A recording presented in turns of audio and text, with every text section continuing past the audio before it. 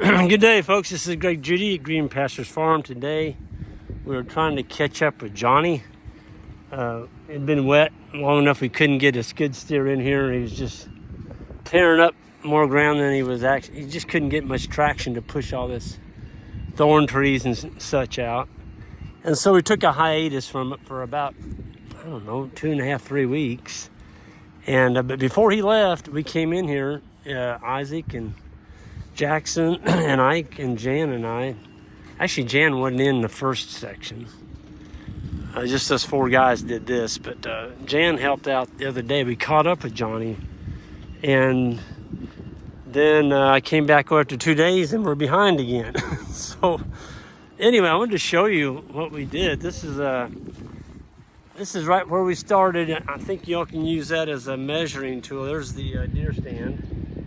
And somebody that was watching that first video when we started made a comment. Well, I think Johnny's missing his skid steer fuel cap. I'm just blown away by that. But that guy was right. Johnny did lose his fuel cap right here on this ridge. Of course, he never found it. But Johnny thought that was amazing that somebody could pick up on that from a video. But anyway, we seeded this with Kentucky 31. I'm putting down about 20 pounds to the acre with that spin seeder right there. That's a herd spin seeder. It just runs off my battery on the four-wheeler. And I've already seeded everything this morning. So now I'm gonna come back with this, the Greg Judy bale unroller, and go ahead and unroll the hay.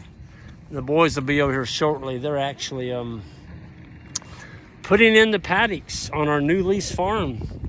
The last one we got, the 80 acres there on Devil's Washboard, we're going to be doing a short cattle drive in the morning, just a quarter mile, not the mile, or mile and a quarter we normally do. So we're looking forward to that because we've got quite a few baby calves now, and we only need to keep up with them for a quarter mile, and they're on the new farm. That's going to be awesome. So they're getting all that set up, and they'll be over here with their pitchforks, and we unroll this and we spread it out further. But I wanted to show you what's coming up. I mean, look at this. It's coming. It's all in here, folks. It's coming. It's coming in really strong. Of course, now I have to apologize for the wind. It seems like every time I get up on this ridge, I bring wind. But it's supposed to get up in the 80s today, so I'll take a little breeze. But you can see, I mean, it's coming. Johnny's right over the hill there. There's a turkey over on that ridge, way over there. He's been gobbling at Johnny while Johnny's running the dozer, or the skid steer. I may be waiting for him on Monday morning's turkey season. I had another place planned to go, but I don't know. That turkey's he's a mouthy bugger. He just gobbled and gobbled and gobbled the other morning. Johnny and I were over here talking. That turkey was gobbling. I know he could hear us talking, but he's kind of telling us that was his ridge, I think. Anyway, here we are. Fescue coming up everywhere. Once we get the fescue stand in here, if I don't see any clover coming up this summer, I will come in here and broadcast 3 pounds of red clover, but I won't do that until February.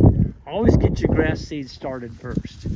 Folks, this is solid brush. As you can see, brush pile, brush pile, brush pile, brush pile, brush piles. And we left some trees. I mean, there's some in here we may come back and get, but I tied ribbons on the ones I wanted to keep, and most of those are walnut, oak, a few ash, a few honey locusts. I just didn't have any trees. There's a hedge. I didn't keep that hedge clump. Look at that beautiful redbud down there. Glad I kept him. That's a beautiful tree. There's another nice white one over there. That's a wild plum. We kept some wild plums. Wild cherry. There's a cherry tree.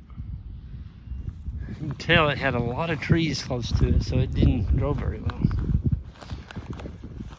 But this is all been seeded and strawed, and it's coming up. And then right over the hill here was what we did yesterday, or no, Wednesday. I was gone yesterday. Yeah, right here.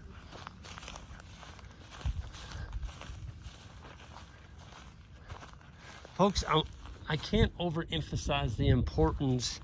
If you're going to go through the process of clearing some brush and putting down some grass seed, don't skip this vulnerable step. Go get you some hay.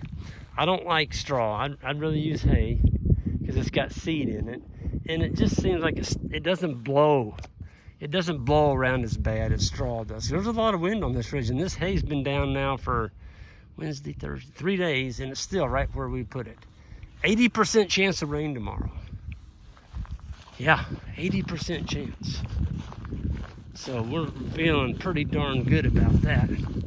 I don't know if I can find it now, folks, but there was a spot down here that the hay blew off of on our first seeding.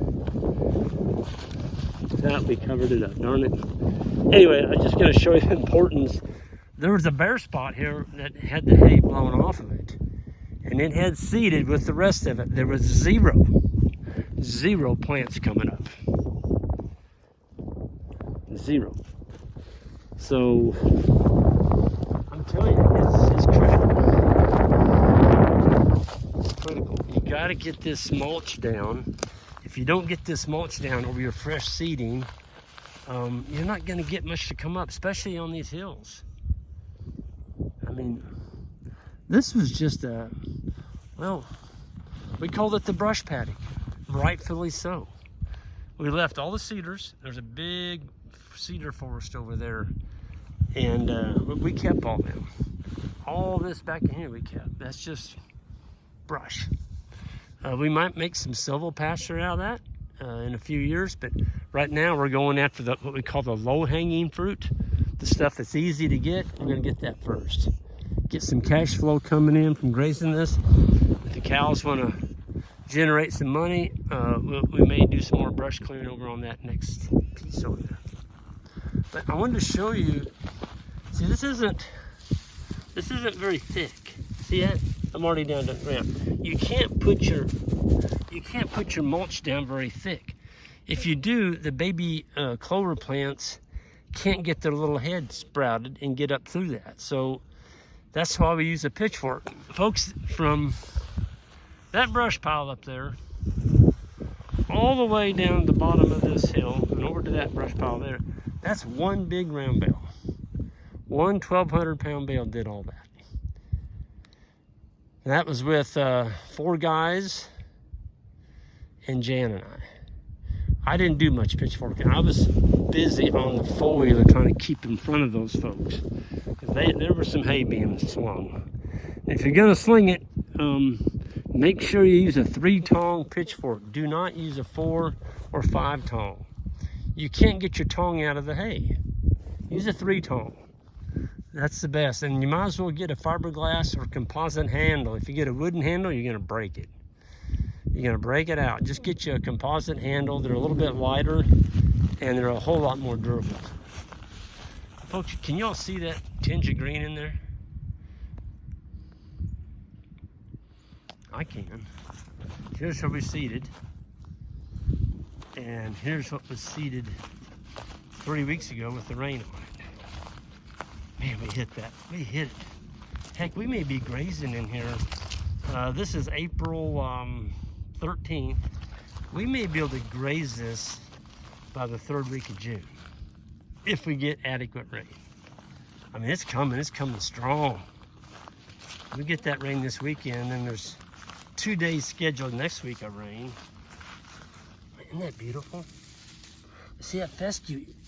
It's got a little bitty hair on it. I'm gonna pull one. I don't want to pull it. I'll just show it to you. Look at that. That's a little wimpy plant. And that, ouch. Ooh, what did I get my finger into there?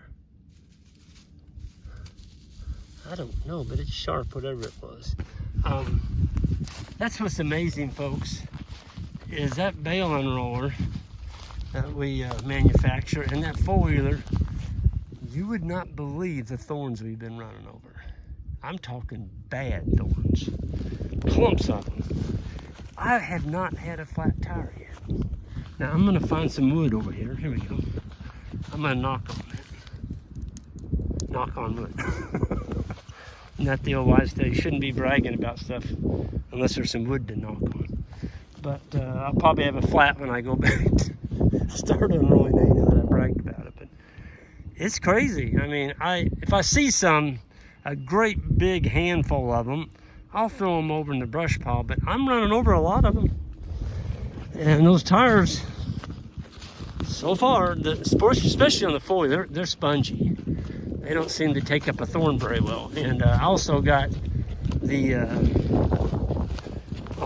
pink slime in them. I know the wind is getting you. I just got to do an overall, then I'm gonna stop and get back to work. So this is that's what it's gonna look like when we're done.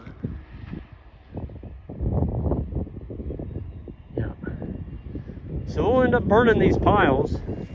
We tried burning them earlier, they're too green, wouldn't burn. We're gonna let them dry about 2 or 3 months. Come in here and light them on the wind side. The wind's out of the north, we'll light it on the north side of the pile and let that flame push through that pile. And then we'll push it back up in another pile, whatever doesn't burn, clean up what's left, and then we'll seed it. And I'm probably gonna scratch it a little bit and just maybe get a couple bags of lime and just help it along, because when you burn on ground like that, it sterilizes that soil pretty darn good from the heat. But there's a nasty one right there. This is what we're dealing with. That's a wimpy one. There's some in here that are just brutal. Absolutely brutal. See, this has all been seeded already. This is where I'm going to start unrolling hay. I mean, we have got a lot of spreading to do.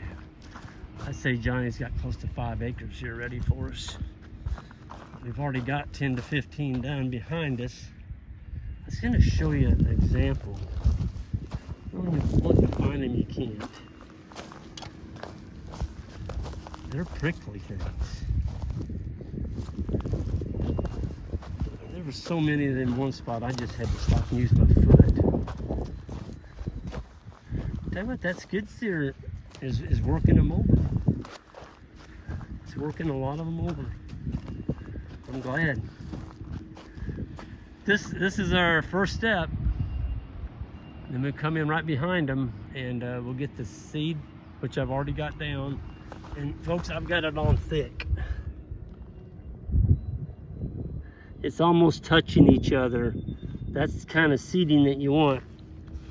Don't be too conservative on your seed. Put down plenty, because you realize a lot of it's not going to come up. And if you put it on real sparingly, you're too conservative with it, you're not going to get a stand.